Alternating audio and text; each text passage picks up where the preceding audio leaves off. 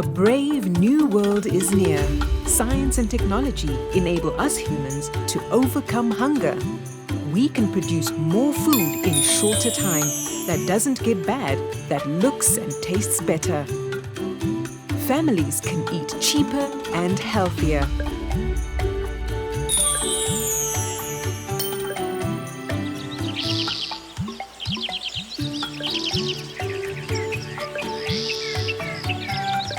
We can power our economies in a greener way and create better living conditions with smart solutions.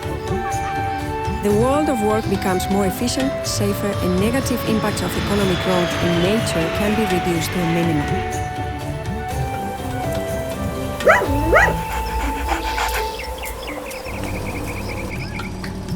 Robots and mechanizations put an end to the physical back-breaking jobs.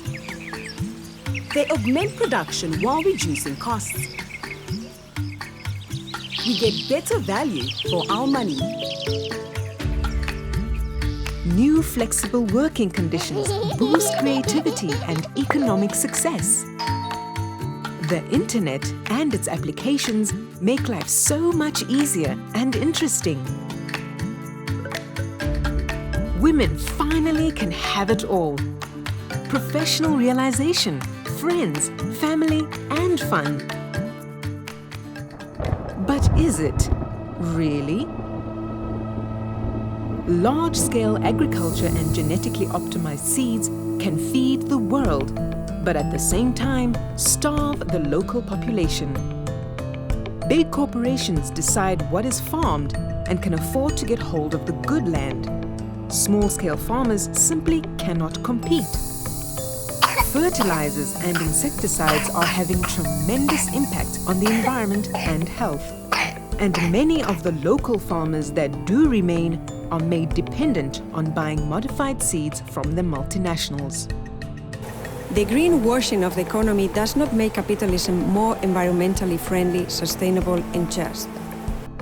Green development in industrialized countries still depends on highly extractive and exploitative economic activities in so-called development countries that are delivering the raw materials. In these countries, the social and environmental impact is high for communities. It brings pollution, chemicals, the destruction of livelihoods, the increase of violence and social problems. And the big companies want more and more profits while reducing costs, which can lead to environmental disasters. The technological revolution creates jobs only for the qualified and is not the great equalizer for women empowerment. The race to reduce production costs leads to outsourcing of services and fierce competition between workers and makes people accept even the most insecure working conditions. The reality of small-scale women enterprises, especially in the global south, is often a hard one. They are seldom the booming power sellers on internet platforms, but subcontracted by factories without social security, sick leave, or stability, so that the production remains cheap enough without decreasing profit shares. And the new flexibility, which is apparently so great for women, is often just another word for exploitation. Bringing up children is mostly still seen as a woman's responsibility. Instead of empowering, the flexible work often enforces stereotypes and puts more pressure to reach unattainable ideals. Even if the care platform economy can make life easier for some, it's handing the problem further down the chain. Women workers on demand, often those that migrate to care for others, leave behind their own children, family, and elder people.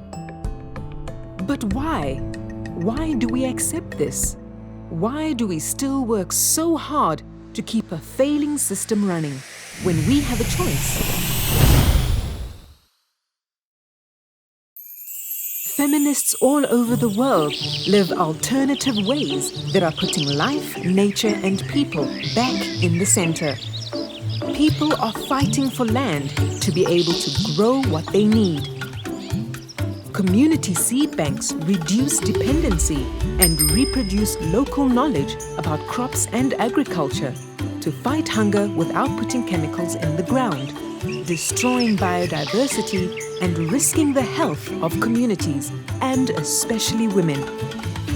People are fighting for the right to say no, to take back control over their territories and to reduce harmful extraction to an absolute minimum. It is possible to tighten control over big enterprises involved in mining and raw material chains by strengthening unions, regulation and tax systems that redistribute parts of the profit to communities and make the pollution of the environment an expensive option for companies. People consciously support small local initiatives as consumers and buy where they are, cut out the middleman, and boycott products from companies that are not respecting labor and environmental laws. People fight for a life beyond the 40-plus hour work week, the constant inhumane optimization of our productivity, and the outsourcing of care work. They fight for conditions to share the burdens and joys of paid and unpaid work socially, to integrate economic, educational, recreational, and political activities. They fight for progressive laws that protect the rights of workers in a changing world of work, and for the deconstruction of gendered stereotypes that neoliberal capitalism is enforcing. We must be part of the change we want to see. Our future can't be dictated by technological possibilities and algorithms. Let's build it together. The future is bright and feminist.